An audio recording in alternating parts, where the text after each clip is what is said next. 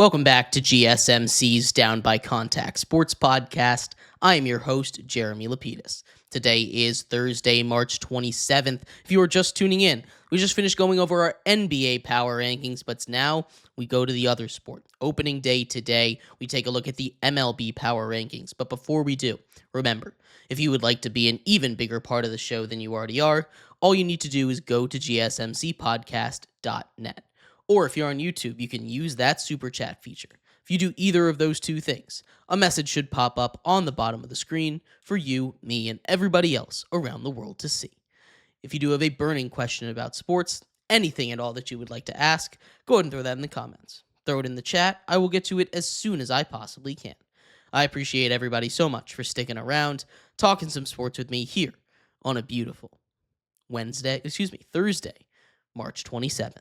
But like I was saying, we are going to get into our MLB power rankings here. Our first of the season as opening day is here. We're going to talk a little bit, starting off at number 30. And of course, it's the Chicago White Sox. The Chicago White Sox are coming off of the worst season in MLB history. Not just the worst season in the MLB last year, but the worst win-loss record in the history of baseball.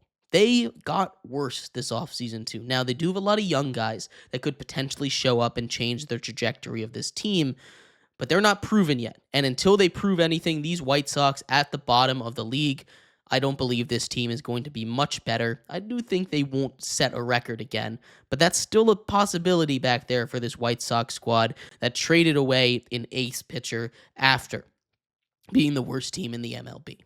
At number 29, we've got the Miami Marlins. This is a very similar story to the Marlins. The Marlins last season, over 100 losses. They're probably going to be back there again. This is a Marlins team that I truly do think could be worse than the White Sox. There's a real chance out there. But until the White Sox, again, prove anything to me, the Miami Marlins are just going to be one step ahead of them.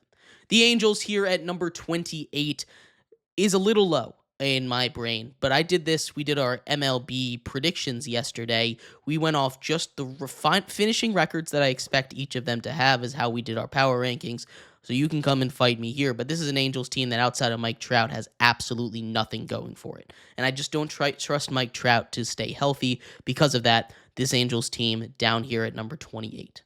At 27, I've got the Colorado Rockies. They play in a ballpark that is built for hitters. Pitchers don't like to go there, which is why they have a pitching staff headlined by German Marquez. It's just not good. It's a big mess. They need pitching in the worst possible way, and they're not doing it because the organization is cheap. Same can be said for our number 26 team, the St. Louis Cardinals. You want to talk about cheap? This is an organization that sat on their hands and did nothing after missing the playoffs last season. They were very close last season, but instead they just said, you know what, we're going to run it back with the same exact squad. Only 2 additions were made to the entire Major League roster all offseason long. They lost a lot of key pieces. They moved off of one of the things that had made them so successful in the past was their defense and pitching. Now the defense just isn't there. They're headlined by Wilson Contreras as well as Nolan Arenado, but those guys are getting up there in age, and I can't expect them to be these guys that carry a team anymore when they've had some bad seasons and injuries in the last couple of years. At 25, we've got the Pittsburgh Pirates. I like this Pirates team. I like Paul Skeens, but the bats just aren't there, right? They just don't have the bats to go out and win some baseball games. I think they'll probably be around 75 wins this year. There is a hard line between the Cardinals and those bottom 5 teams and the Pittsburgh Pirates, but still, I just don't quite think they're going to have it there yet. I'm concerned about how much they're going to waste of Paul Skeens' prime. At 24, we've got the Oakland A's, or the Sacramento A's. I'm honestly not sure what their city designation is this season, if they're Oakland, Vegas, or Sacramento, so we're just going to stick with Oakland right now. But the Athletics, I really like their offseason. They extended guys that they needed to, paid Brent Rooker a lot of money. They went out and signed the biggest contract in the history of their organization, gave it to Luis Severino, only $67 million, so it's not that much in the grand scheme of baseball. But still, that's a new record for them. The Athletics have been busy. They've been spending money since they moved out of Oakland. which kind of feels like an even bigger slap to the face to Athletics fans, but they're spending money now. I think they've got a chance to be okay. They're here at number 24. At 23, I've got the Washington Nationals. This is a young team. This is a young team that is hungry. This is a young team that has a lot of guys that can come out and immediately produce. We saw a lot of James Wood at the end of last season. We saw a little bit of Dylan Cruz at the end of last season. A lot of the young arms are live for this national squad as they get healthy, as that bullpen continues to grow, as they continue to use a really stacked minor league system now after trading away a World Series team. This is a team that I think maybe not this year, but next year or the year after that could make a run for the playoffs. The Blue Jays here at 22, they made a lot of moves. They're kind of on the opposite end of the Nats. They're trying to keep a dream alive, right? They've got Vlad Guerrero Jr. on a contract year. They bring in Max Scherzer to go with a pretty old pitching staff. They've got Bo Bichette looking to bounce back after last season. This is a team that could be really good, but it also feels like a team that's on the wrong side of the hill right now. It feels like they're going down unless Vlad Guerrero can pull out some contract year magic and keep this team afloat. At 21, maybe a little low, I'm not going to lie. I've got the Detroit Tigers. The Detroit Tigers here are a team that I really do like. I like the young talent offensively, but they went on a really hot streak down the stretch of the season, and I'm just not convinced that it's something that they're going to be able to keep up. They didn't get too many major additions this offseason that are really going to change how that team is built.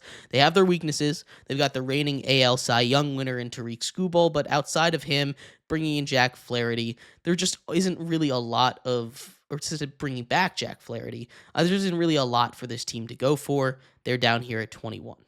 People might riot on this one. I understand, but the New York Yankees are all the way down here at 20 for me. You lose your second and third best players this season. I'll even say your fourth best player as well. You've got Aaron Judge, obviously, still, but you lose Garrett Cole and Giancarlo Stanton to injury for the season, and you lose Juan Soto in free agency. Those are 2, 3, and 4. Pieces 2, 3, and 4 for you. That sucks. This team, I think, is really going to struggle this season. Injuries, a lot of young guys they're relying on, a lot of old guys they're relying on. They bring in Cody Bellinger and Paul Goldschmidt to protect Aaron Judge this time. I just don't see it right now. I think this Yankees team is really going to struggle after a year after making it to the World Series. At number 19, we've got the San Francisco Giants. This is a Giants team that I think is going to be pretty average this year. They've got a couple nice pieces. I like the addition of Justin Verlander, but he is 40-plus years old, so I just don't really see how much that's really going to help. So I have them here at 19. At 18, I've got the Brewers. This is a Brewers team that always seems to outpace what I think they do. I've got them going 81-81 this season, so right in the middle there. But this is a Brewers team that I think can keep pace with a lot of teams, especially in a weak division like theirs. Maybe they can still find a way to make the playoffs. At number 17, we've got the Baltimore Orioles. Talk about another playoff team that kind of squandered their offseason. They lose, in my opinion, their best player, especially at a position of need in Corbin Burns. Corbin Burns is a perennial Cy Young contender. He goes across the country to the Diamondbacks down there in the desert. The Orioles didn't really address the pitching need, and because of that, especially with the injuries that they've sustained already, Gunnar Henderson is hurt a little bit, banged up. Grayson Rodriguez already banged up a little bit. This is an Orioles team that I can't really trust. They're near the middle at number 17.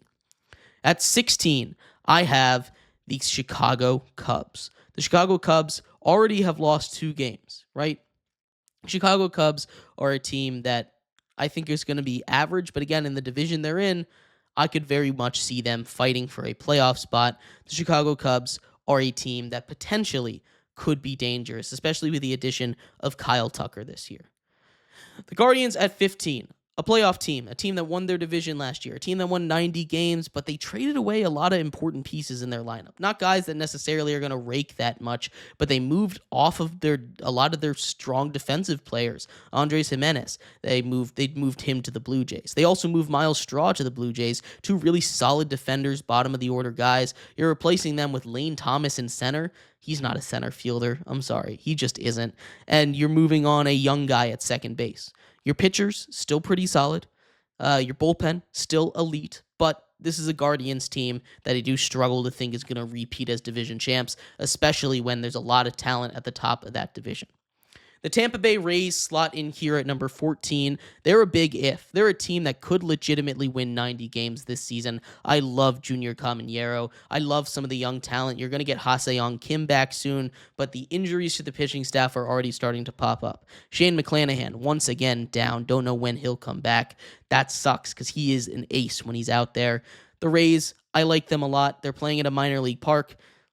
I just don't think they're going to quite be there this year. They're at number 14. At number 13, I've got the Cincinnati Reds. I think this team will win their division. That's how bad I think this division is. I'm not going to lie. This is a Reds team stacked with young talent.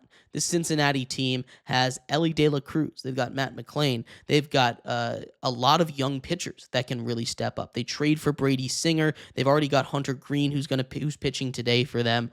This is a Cincinnati Reds team that I really think is finally going to take that next step and win their division. Getting into the top 12, we've got the Royals there. I think they're a very similar team to last year. They trade for Jonathan India for some more support on the batting side, which was their issue in the playoffs. They didn't have the bats. The arms are still there. They still have a really solid pitching staff. They bring in a secondary closer to pair with Urseg. This is a really good really good Kansas City team. I think they'll be back in the playoffs this year. At number 11, we've got the New York Mets. The addition of Juan Soto is massive, but the big concern with this team, the lack of a starting pitching staff. Injuries have completely taken out a promising unit. This is a unit that's going to be relying on Clay Holmes, who I like. He can be a starter, but we haven't seen him do it yet, so we'll see what happens. But the Mets, for now, just outside the top 10 at 11. At number 10, I've got the Minnesota Twins. This is a team that has unlimited potential if they're healthy. I know I've been saying that a lot, but that is the key word with the Twins. Byron Buxton is a guy that can be one of the best players in the MLB. Royce Lewis, one of the best players in the MLB, but injuries. Royce Lewis already hurt. We'll see what happens with him. They need him healthy. Otherwise, this Twins team just isn't going to do it. They're here at number 10 now. At number 9, we've got the Seattle Mariners. The Mariners have one of the best pitching staffs in the league, but the bats, they need to come alive. They're counting on the mid-season additions last year to come in and count as those free agents additions. They brought in Randy Arozarena to pair with Julio Rodriguez and Victor Robles.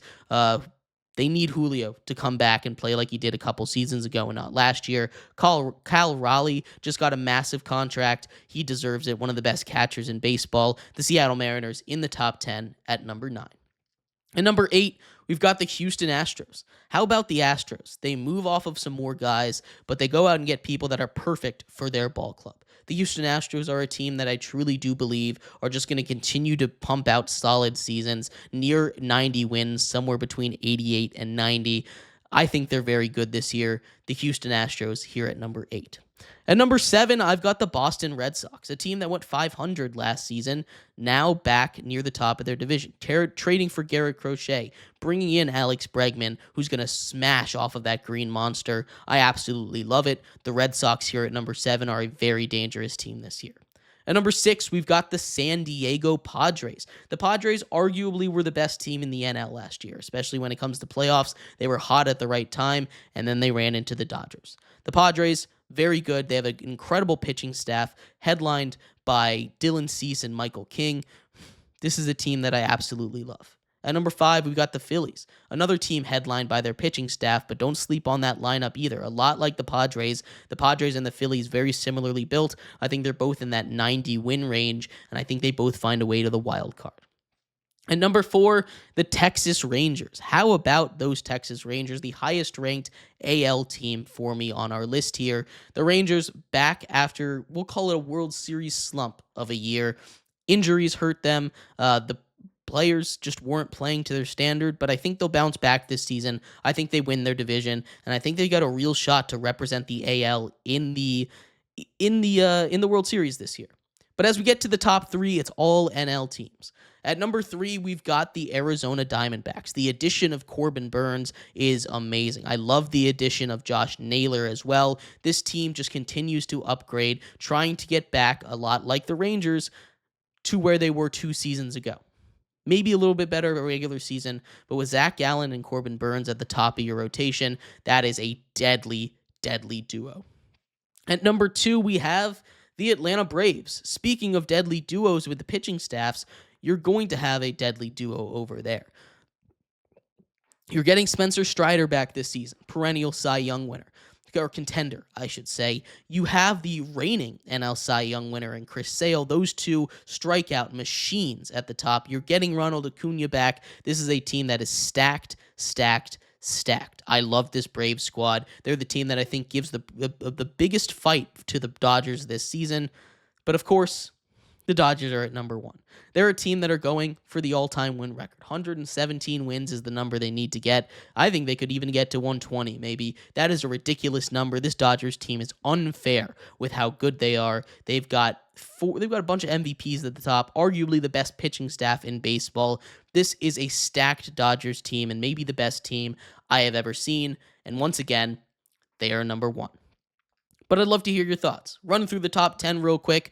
We've got the Twins at 10, the Mariners at 9, the Astros at 8, Red Sox at 7, Padres at 6, Phillies at 5, Rangers at 4, Diamondbacks at 3, Braves at 2, and Dodgers at 1.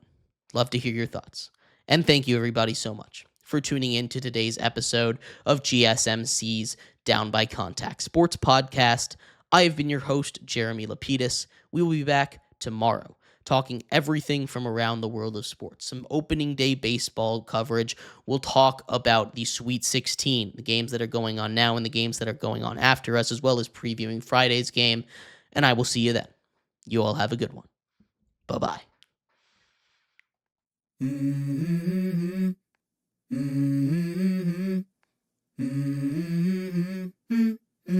Let's go. I wake up to a little bit of drool on my pillow, feel like it's gonna be a bad day. Yeah, I'm tired of shit, and the coffee ain't hit yet, damn, ain't that great. I don't wanna go to